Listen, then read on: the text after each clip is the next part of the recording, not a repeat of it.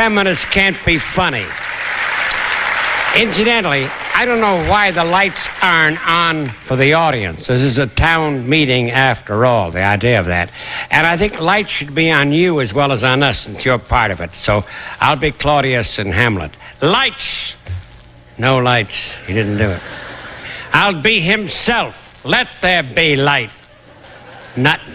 Could we have lights on? No, I think it would be a hell of a good idea, because then you're part of it. Because that's what this is about. That's the ticket. More. That's it. It should be lit more. We should see your faces as well as you seeing ours. Fair is fair, after all. I was thinking about the nation itself and hearing Catha Pollitt and hearing Marvin Miller.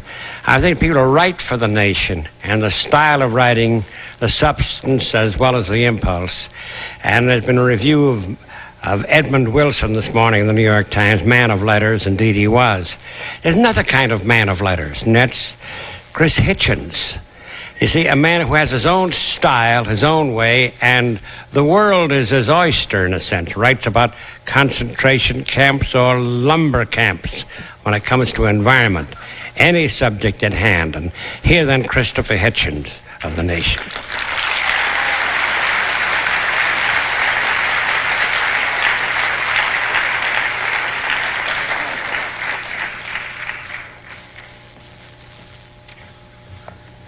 Ladies and gentlemen, brothers and sisters, comrades and friends, welcome to International Workers' Day, as we should not forget. I didn't actually put Mr. Terkel up to the Edmund Wilson suggestion at all. All that passed between us on the stage earlier was on quite another topic, but I'm glad he did make that comparison, because it releases me from the promise that I had made earlier, which was that I would be both short and funny. In the name of Edmund Wilson, I now cast this pledge aside. I trust that you've all of you, got comfortable seats and ready to settle down. No intention of being brief. Feeling rather lugubrious, in fact, as well. James Boswell, very long book. Brilliant biography of Dr. Johnson, probably the founding of modern biography. James Boswell, as well as being a very good biographer and remembered for that great portrait of old Sam, that terrible old Tory blowhard Johnson, not the first out of that name, was, in addition to that, a tremendous journalist and very curious man and observer. He would go to things. He would always show up. He showed up at the bedside of the philosopher David Hume, as a lot of people did, because they were sure that Hume would abandon his flinty integrity as the death watch impended. They were sure he would beg for a priest, he would ask for forgiveness. And he didn't, and he kept on not doing it, and Boswell kept on pressing him. Are you sure? Are you absolutely convinced you don't want to do this? And Hume said, I think imperishably, no, I'm no more worried about what will happen after I'm dead and gone than I was concerned with what occurred before I was alive. And I consider that I've always considered that, and consider it still to be one of the great statements of Stoicism ever made.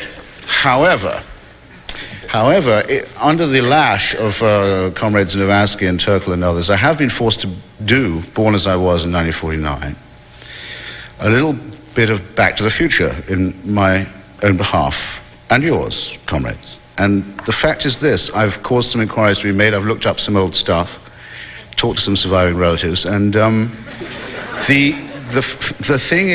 thing of it is that on this day, 50 years ago, this precise day, my parents were on their honeymoon. Okay, you try it. I see some of you are trying it. There's a slightly vertiginous thought to me that this would be so, and I'm going to share with you some of what I think emerges from this matching, without which, after all, one would not be here. My father, Commander, I'm a Navy brat. My father, my late father, Commander Eric Hitchens, had in a way a good war. His cruiser, HMS Jamaica, put the last torpedo into the Scharnhorst, the flagship then of the Nazi battle fleet in the narrow seas. on the day after Christmas, 1940. A better day's work than I can ever claim to have done myself, but a tough day's work for the old man, who had, throughout the 1930s, consistently supported the line of Baldwin, Chamberlain, Mussolini, and Franco, and who found himself, you see, because it's my belief that the ironies of history occur most pungently to those who don't believe in them. And after doing in the Scharnhorst, my father was put on the task of running convoys to Murmansk and Archangel at a time when the entire coastline of northern Europe, all the way up over the hump of Norway and Scandinavia, was completely controlled by the Nazi war machine. And there was no air cover for anyone who wanted to sail a ship all the way up and over to Murmansk. And I like to picture my father, as he didn't like to picture himself, as finally, after all the trouble he'd taken in the service of king and empire, acting as a gun runner to Stalin. These are the breaks. For him, May 1st, 1945 was a kind of mixed blessing kind of sort of a day, but it was a day off work, and I think a very much needed one. For my mother, representing the side of the family that had emigrated a little earlier from that bit on the German-Polish-Ukrainian border, which had been, they didn't know, they knew that they weren't hearing anything from the relatives anymore. It was exactly about 50 years ago that they worked out what had happened to all the members of the family they hadn't been hearing from, and it was a very bitter day, and a day of complete silence, and not in fact a day, I think, on which she said anything at all. These were a couple whose lives had been wasted, really, wasted in the terrible waste of the opportunity of the end of the First World War, wasted by those who had written the Pact of Versailles, who had devastated Eastern and Central Europe again in the name of it, who'd plunged the world into depression and into slump, which wasted the youth of both my parents, had encouraged or been complicit in the rise of fascism and brought them out of slump and depression only by means of a war economy and another war, and wasted the rest of their youth, and that was for the lucky ones, and then replaced that regime, that succession of establishment triumphs with the post-war austerity. People whose bitterness, therefore, was very, very felt, very evident, and who had no target upon which they could direct it, because, after all, they had always done, as they believed, loyally and decently what they were supposed to do, and had kept the national pact and the social pact in an honorable way, and had been betrayed for it. That sort of moment of bitterness and futility is, I suppose, what would now be described in the New York Times as the beginning of the healing process. It's my opinion that the healing process in this case probably began in 1942, when the Red Army managed to encircle the Wehrmacht at the Kursk salient in Stalingrad, box it in and destroy it, and turn it back, and break the spine of Hitler's Reich. I think that's when the healing process began. And I remember an old Austrian friend of mine, now dead, Ernst Fischer, who was one of the broadcasters at Stalingrad. He had defected, he'd joined the other side, and he broadcast in German to the advancing troops and said, "Don't believe your leader, don't believe a word he says to you. Everything he's told you is a lie. He's ruined your country, he's destroyed German and Austrian culture. He's destroyed even the fabric of Goethe and Schiller and Marx and Beethoven and all the glories of your civilization. Don't believe him, and now he's led you into a death trap, and if you don't surrender or come over to our side, none of you will escape," he said. "And you've been dropping leaflets on us, telling us to surrender." In Stalingrad, it's a brilliantly written leaflet, probably the best I've ever read, and it says, "We should tell you now, these leaflets of yours turn into ash at 10,000 feet over Stalingrad. Give up now, turn your guns on your officers, go home, don't believe them, don't believe them." But it wasn't to be. The war had to be fought to the very end. And so, as it ended, and ended in that frigid and ghastly manner, there are three episodes to which I'd like to draw your attention that are part of the history of May 1945. In May 1945, the British government released such Japanese soldiers as it had under its captivity in Saigon, and re-enlisted them under the British flag in order to put down the Viet Minh government, which had established a national government in Vietnam. And under this Anglo-Japanese imperial condominium, proclaimed that it would form a holding provisional government until the French could come home and reclaim their rightful territory in Indochina. That was done with the full permission of the beloved FDR and the soon-to-be even more beloved Harry Truman. And I think it's an episode that ought to be somewhat better known and better remembered than it is. Think of how much trouble we might have saved, ladies and gentlemen, brothers and sisters, comrades and friends. If the Vietnamese had got their long-deserved and hard-fought-for independence in 1945, think of the shame also of all of those who've been involved, particularly in the Democratic Party ever since, in denying them that right and using American blood to shed Vietnamese blood. Think of the uneffaceable shame of that. Second, but slightly more encouraging thing that happened. It happens to me when I get into a cab in Washington very often. Washington's my hometown.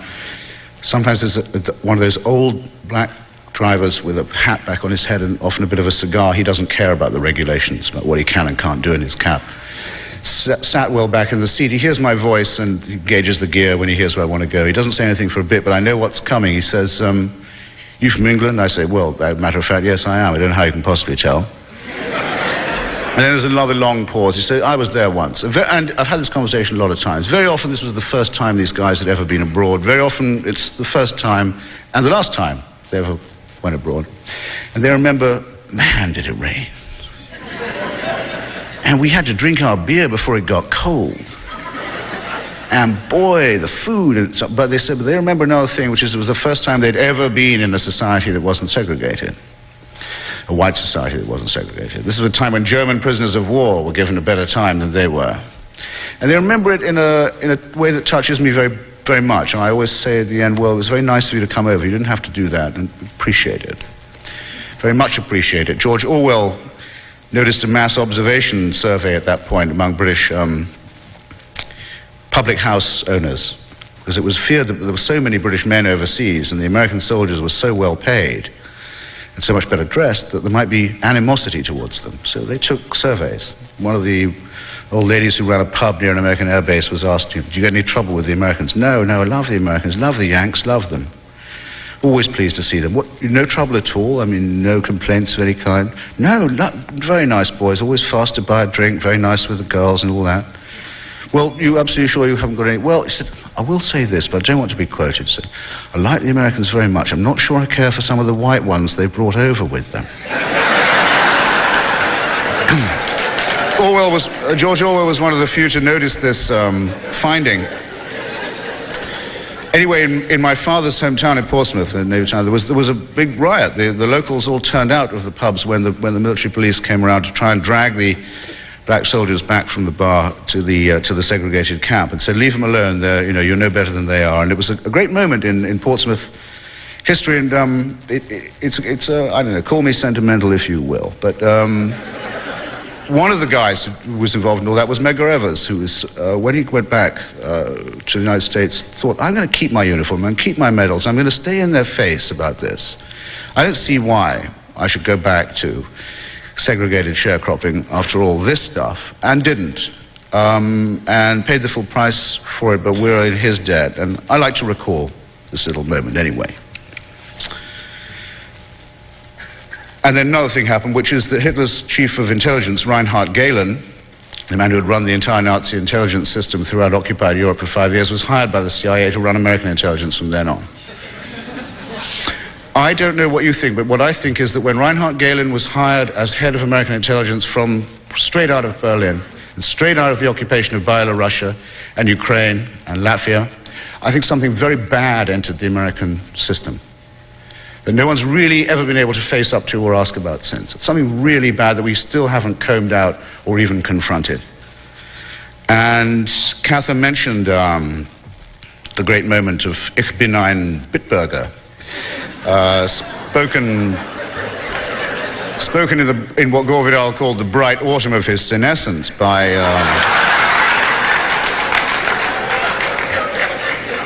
the president, and many people wanted to say, well, that was, come on, he's mouthing off, you never know, not completely all there. Not true at all. The next stop on Reagan's European tour after Bitburg was Madrid, where he made a speech in which he said, I know there's been a lot of controversy about the United States and Spain in their time.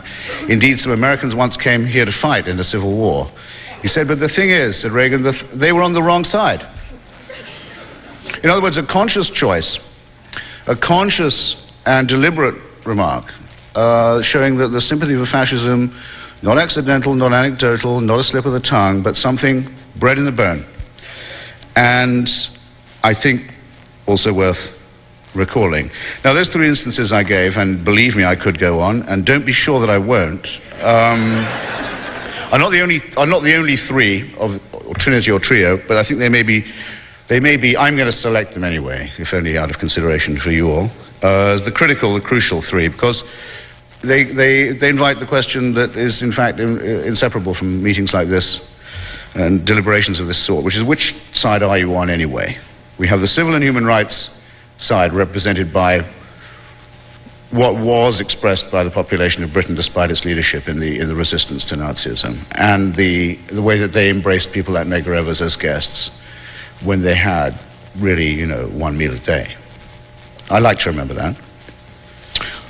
The origins of the Vietnam War, in other words, the inheritance, the deliberate inheritance by the United States of British and French colonialism, the desire by Roosevelt, this ridiculous hero who's praised up hill and down dale by sentimental Democrats every time you open a paper or turn a page these days, this old crook and criminal who wanted and devoted his life to the inheritance of degraded European imperialism by the United States and made it his objective and got it in Saigon in 1945, and simultaneously the inheritance of fascism, the ghost in the machine, taking on that inheritance, inviting these unwanted guests, no part of any New Deal, into the homeland. That's what you have to remember and choose between and choose among, because the curtain was raised on all this a lot earlier than anyone thought or was told. Now, also in 1945, in fact this month, a great friend of mine was released at the age of 13 from Bergen-Belsen concentration camp. His name is Israel Shahak. He's professor of chemistry at the Hebrew University in Jerusalem now. A great man, arguably a very great man. I'm glad to see he has some sympathizers here. Founder of the Israeli League for Human and Civil Rights, though he wouldn't care, by the way, if nobody had heard about him or cared for him. Founder of the Israeli League for Human and Civil Rights, unbelievably courageous and decent person. I sometimes call him up and say, how are things going in your neck of the woods, Israel? He says, well, I can tell you there are some encouraging signs of polarization.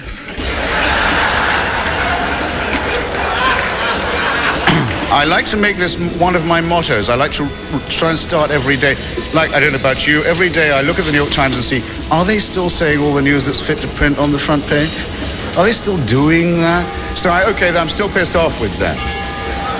Every day I also think, maybe there'll be some encouraging signs of polarization all the same. Because in the New York Times every day you find the word consensus is always used as a plus word. Unity is always used as a plus word. Anything divisive, very bad word. Bipartisan, very good. Partisan, not so good. Cretinism, bullshit, nonsense. The building of a false consensus and the burying of history and the burying of dialectic every day before your eyes in the name of the ideology of objectivity. Who here remembers hearing Ronald Reagan, seeing him called a great communicator in print in a news story? Hands up, anybody? Quite a few. Who remembers hearing him called a liar in a news story? Well, that Ronald Reagan is a great communicator is a value judgment. That Ronald Reagan was a liar is an objective statement of fact. That's why you read the one in the news story and not the other. And that's the ideology of objectivity right there for you. So you need the corrective. And we may need it sooner than we think. The stench in 1945 all across Europe, including the town in which I was brought up, Portsmouth, where I could still see it when I was a small boy, the bomb sites and the rubble and the wreckage, but not all of it, because the stench of 1945 all the way across Europe was the stench of disinfectant being sprayed on rubble. You can't dig anymore, there's no point in it, there's only putrefaction and misery underneath. You can't keep digging if you don't disinfect it. And I would say that the stench of disinfectant sprayed on rubble the rubble is on top of human remains, is the particular tang, stench, odor of fascism. And we used to, in our movement, in our pages and so on, say we'd give the title anti-fascist to the older comrades, to those who'd suffered and been through it and so on. We never thought, I think, many of us, that how soon we might have to earn this great title of honor for ourselves. Though we were warned. You remember the end of Bertolt Brecht's play Arturo Ui, when the leader steps forward to the front of the stage after Hitler's body has turned to carrion, after all, at last, and says, well, this is the thing that nearly had us mastered, but do not think that that is all, you men, for though we rose up and we beat the bastard, the bitch that bore him is on heat again. And I think the stench of rubble and carrion and disinfectant from Oklahoma is a kind of a warning. And this time it's not digging out at the end, it's digging out at the beginning of a battle with reaction, with the Galenites and their descendants, and with those who wanted to turn yours, my democratic republic into an empire. KKK is Kinder, Kircher, and Kusher too. These rebels, as they call themselves, these anti-establishment figures, are nothing of the kind. They say they're against the government, they're lone pioneers and frontiersmen. Who are they? Where does Gordon Liddy come from if he isn't a pimp of the state? An incubus from the national security system. Where does Oliver North come from? Who dares say this man is a rebel or a dissident? He's an outgrowth of the government. I know, sir. I promised you nothing less. What's anti-government about these extruded forces of the state? They will, when the time comes, if it does come, and we should take care to discuss it soberly, but if the time should come when push came to shove, these are the people who would be the Freikorps, these are the people who would take orders, these are the people who would be the disciplined and docile forces of a government that would, of course, always regard them as deniable, and we have been warned. So I'll save much, but not all of what I was going to say. Say, let's be prepared not to be hysterical about this. Let's be artistic. Let's be ironic. After all, when Picasso was visited in his studio in occupied Paris by a Gestapo officer who was told to make nice with him, and there was a canvas of a sketch of Guernica on the wall, the Gestapo critic locked on his heels in front of it and said, "That's very good. Did you do that?" Picasso said, "No, you did." We don't have to be crude. We don't have to be crude. We don't have to be rough, but we ought to be ready to earn the title of anti-fascist for ourselves, and we ought not to be scared of the fighting words, the alleged fighting words of others, of the scum of the earth, of the fat fucks like Rush Limbaugh, and the pimps and pensioners of the state like Oliver North and Gordon Liddy. We should rather be getting ready with some fighting words and some fighting gestures of our own. Thank you.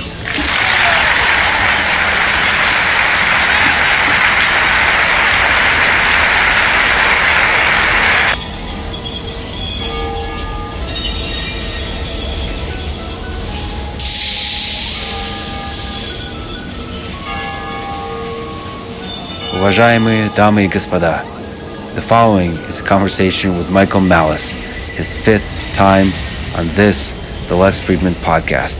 To support it, please check out our sponsors in the description.